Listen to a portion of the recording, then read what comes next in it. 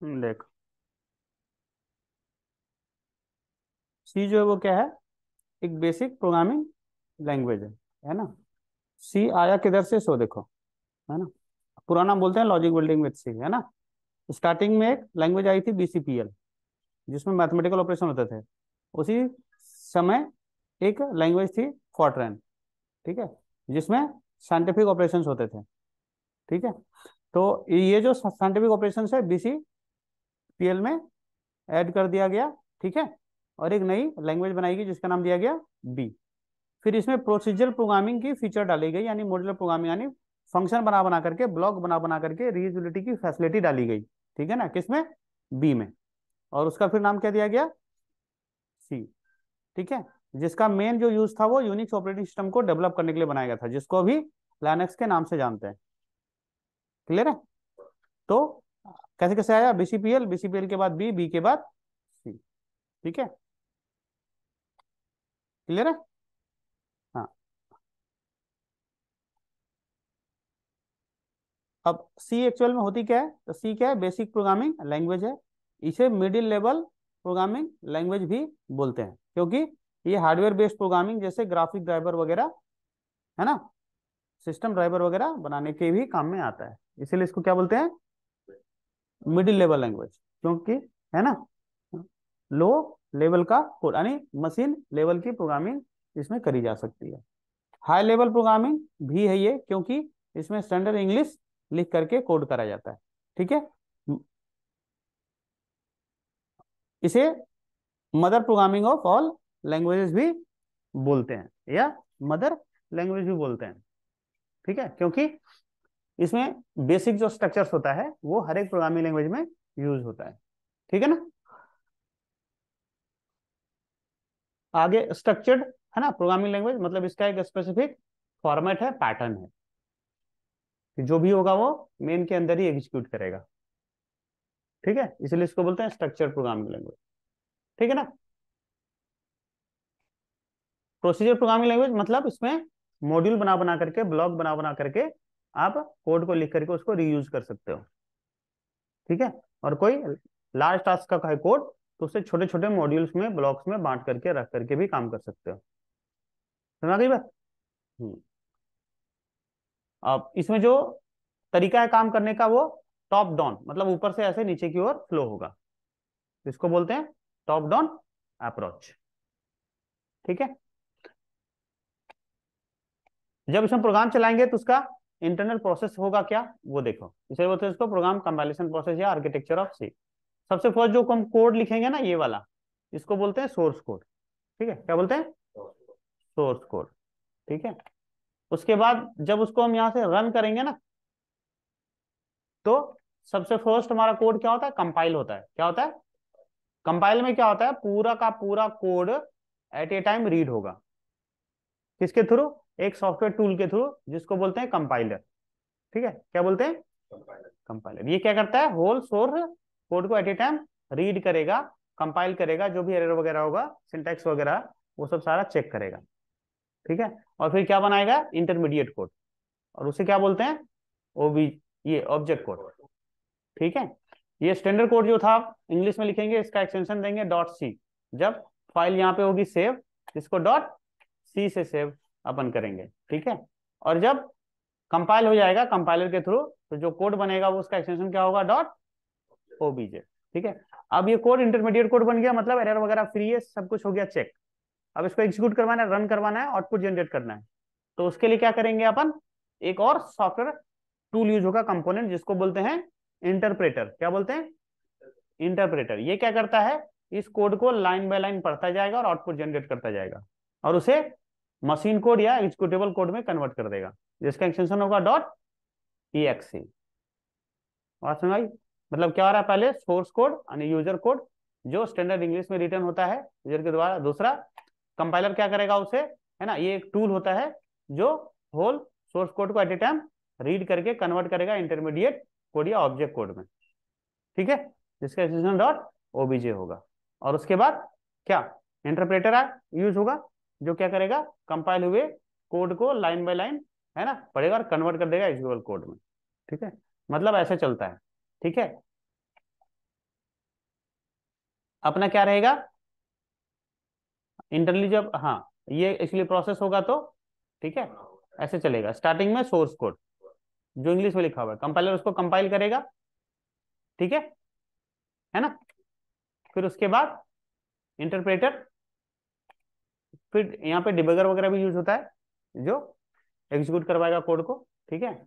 उसके बाद यहाँ के बाद फिर जाएगा ऑपरेटिंग सिस्टम के पास। ये क्या है ऑपरेटिंग सिस्टम का स्ट्रक्चर। अब ऑपरेटिंग सिस्टम के अंदर में ये सब चीजें होती है, क्या सिस्टम कॉल्स, है ना। क्या होता है सिस्टम कॉल्स, ये भी एक टूल ही है, एक तरह का क्या है ना टूल है।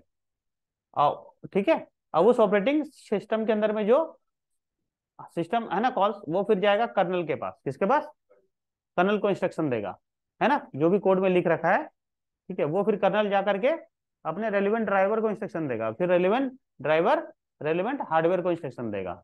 इस तरह से जो एक सी कोड है चलेगा, उससे फिर सिस्टम कॉल इंस्ट्रक्ट होगा, फिर ये सिस्टम कॉल किसको कर्नल सॉफ्टवेयर को इंस्ट्रक्ट करेगा, फिर ये रेलिवेंट ड्राइवर को, और फिर ये रेलिवेंट ड्राइवर रेलिवेंट हार्डवेयर से इंस्ट्रक्शन करेगा कि हमें इनपुट लेना है कि प्रिंट करना है कि प्रोसेस करना है। समझ में आया? ये जा करके ऐसे काम करता है, ठीक है ना। हम्म। अब छोटे छोटे प्रोग्राम को मिला करके क्या बनते हैं सॉफ्टवेयर मिलते हैं, ठीक है ना। तो सेट ऑफ प्रोग्राम को क्या बोलते हैं सॉफ्टवेयर, या फिर software is a collection of program. बात देखिए, है ना। और जो प्रोग्राम होता है वो कलेक्शन ऑफ इंस्ट्रक्शंस होता है, या फिर instructions is a collection of, है ना, कमांड्स, ठीक है। और command is a set of, है ना, टेक्स्ट वर्ड या कीवर्ड, यही सब लिखेंगे, ठीक है। यानी कैसे बनेगा, हमने कोई टेक्स्ट लिखा वर्ड लिखा, वो कमांड के रूप में हुआ, और वो फिर इंस्ट्रक्शंस बना स्पेसिफिक टास्क की क्या करना है, फिर एक बड़ा सा प्रोग्राम बन जाएगा, ठीक है, इक्वेशंस कैलकुलेशन जो भी रहेगा, फिर एक सॉफ्टवेयर बन जाएगा बहुत सारे प्रोग्राम को लिख करके। वो बहुत सारे जो सॉफ्टवेयर होते हैं उनका स्केल बड़ा हो जाता है, तो उसको क्या बोलते हैं प्रोजेक्ट। समझ में आया? हाँ, अब हमें कोई भी प्रोग्राम करना है तो उसके 3 फेज होते हैं, एल्गोरिथम, फ्लो चार्ट और कोडिंग। अपने को बस कोडिंग पढ़नी है ना, ये फ्लो चार्ट वगैरह छोड़ो, ठीक है। समझ में आया? तो सीधा अपन आ जाते हैं स्ट्रक्चर जानते हैं, क्या स्ट्रक्चर, तो स्ट्रक्चर ऑफ सी प्रोग्राम, ठीक है। जिसमें से ये जो मेन है इसको बोलते हैं प्रोग्राम एग्जीक्यूशन फंक्शन, यही हमारे प्रोग्राम को एग्जीक्यूट करेगा चलाएगा। मेन के बिना प्रोग्राम नहीं चलेगा। जैसे जावास्क्रिप्ट में स्क्रिप्ट टैग होता था ना, वैसे ये हमारा मेन है, यही मेन हमारे प्रोग्राम को एग्जीक्यूट करेगा। इसके बिना प्रोग्राम मतलब जैसे ही रन करोगे, ठीक है, सीधे कंट्रोल हमारा कहाँ पे आएगा मेन में, ठीक है। अब कुछ डिस्प्ले करना है अपने को। अच्छा, ये हो गया फंक्शन का नाम, इसको बोलते हैं पैरेंथेसिस। क्या बोलते हैं पैरेंथेसिस ब्रैकेट, ठीक है। इसको बोलते हैं डेलीमीटर। क्या बोलते हैं delimiter, delimiter open delimiter close. अब कुछ प्रिंट करवाना है तो यहाँ पे क्या लिखेंगे प्रिंट एफ, है ना। क्या लिखेंगे प्रिंट एफ फंक्शन, यहाँ पे लिख दिया अपन ने हेलो, ठीक है। अब देखो ये फंक्शन सीधे नहीं चला सकते क्योंकि ये हमारा अपना फंक्शन नहीं है, लाइब्रेरी का फंक्शन है, मतलब सिस्टम का फंक्शन है। तो अंदर में जितने फंक्शंस है वो अलग अलग लाइब्रेरी फाइल में रखे हुए हैं। यहाँ लाइब्रेरी फाइल को बोलते हैं हेडर फाइल। क्या बोलते हैं हेडर फाइल। तो वो फाइल यहाँ पे ऐड करना पड़ेगा। ऐड के लिए क्या लिखते हैं इंक्लूड लिख रहे हैं, उसके बाद stdio.h standard input output header file, ये फाइल का नाम है। डॉट एच एक्सटेंशन हो गया, ये standard input output library file का नाम हो गया। हमारा प्रोग्राम मेन से स्टार्ट होता है, लेकिन मेन से बिफोर यदि इस लाइन को रीड हमें करवाना हो तो एक सिंबल यूज होता है जिसको बोलते हैं हैश। हैश को क्या बोलते हैं प्री प्रोसेस डायरेक्टिव, मतलब मेन से बिफोर इसको रीड करो। समझ में आया कहानी? अब ये रन करेगा, ठीक है।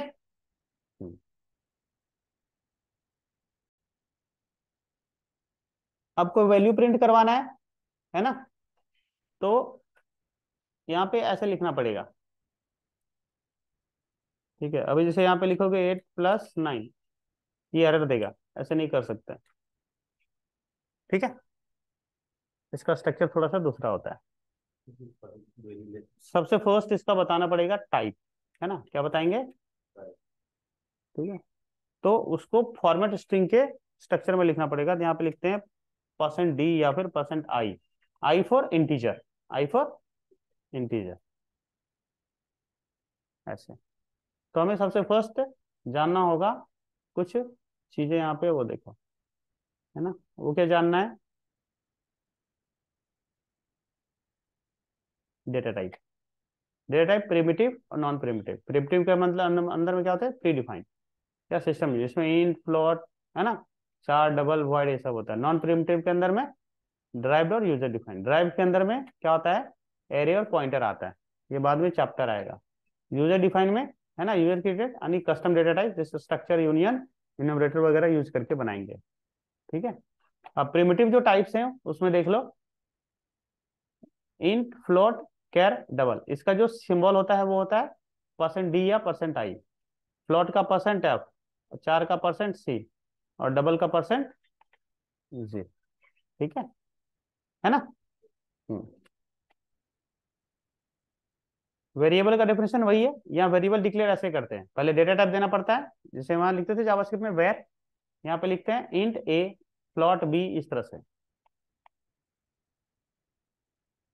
सिंटैक्स सही है, ठीक है। हम्म। अब उसके बाद 2 नंबर का एडिशन का प्रोग्राम करना है, तो इस तरह से करेंगे। ठीक है, देखो यहाँ पे दो वेरिएबल ले लिया,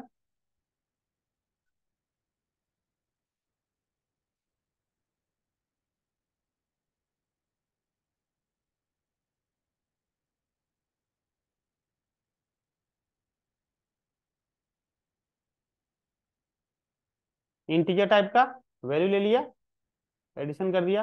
अब दिखाना उस तरह से, तो ऐसे लिखना पड़ेगा, कुछ भी मैसेज लिखना हो तो लिख लो। फिर ये %d सिंबल के लिए है ना, सिर्फ हमें c की वैल्यू चाहिए, तो फिर यहाँ c लिख दो और एक बार %d लिख दो, बस हो गया। देखो आ गया, है ना, और 15। ठीक है, और इस तरह से फॉर्मेट में लिखना है तो फॉर्मेट में लिख सकते हो कि भाई ऐसे लिखा हुआ आ जाए, %d ऑफ, है ना, किसका, a, यानी वैल्यू ऑफ a, प्लस का साइन आवे, फिर वैल्यू ऑफ b, फिर इक्वल टू आवे, फिर वैल्यू ऑफ c, इस तरह लिखा हुआ आएगा। ठीक है, वहां से प्रॉम्प्ट होता था, यहाँ पे रन टाइम इनपुट के लिए ऐसे लिखेंगे, प्रिंटफ डॉक्यूमेंट डॉट राइट की जगह पे यहाँ पे लिख दो एंटर, है ना, 2 नंबर्स।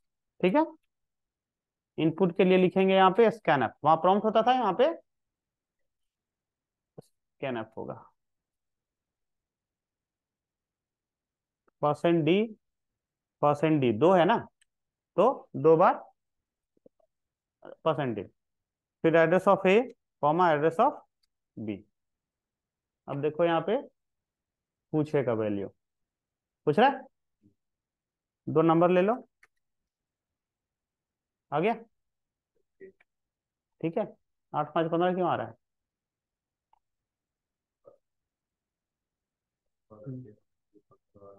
क्योंकि यहाँ पे हमने सी को ऊपर ही ऐड कर दिया, दोबारा ऐड करना पड़ेगा ना नया वाला वैल्यू को, इसलिए पुराना वाला वैल्यू को ऐड करके दे रहा था। ठीक है, इनपुट से पहले एडिशन किया हुआ था ना, इसलिए इनका एडिशन दे रहा था। अब यहाँ ले लो, अपना देगा, समझ में आया? ठीक है, चलो लिख लो। देखो कंपेयर कर सकते हैं यहाँ पे, ठीक है, इसको कंपेयर कर सकते हैं, छोटा कौन है, हाँ, है ना, यहाँ पे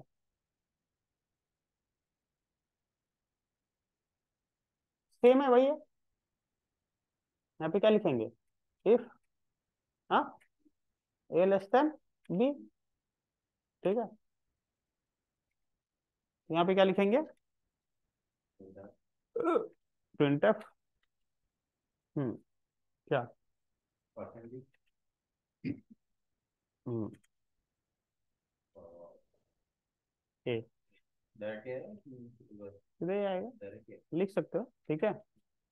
उसके बाद एल्स, है ना,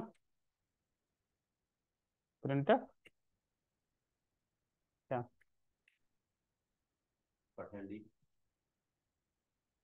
परसेंट डी,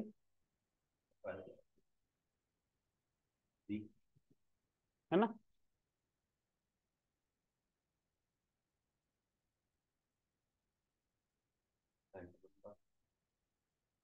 आ गया ना, बढ़िया,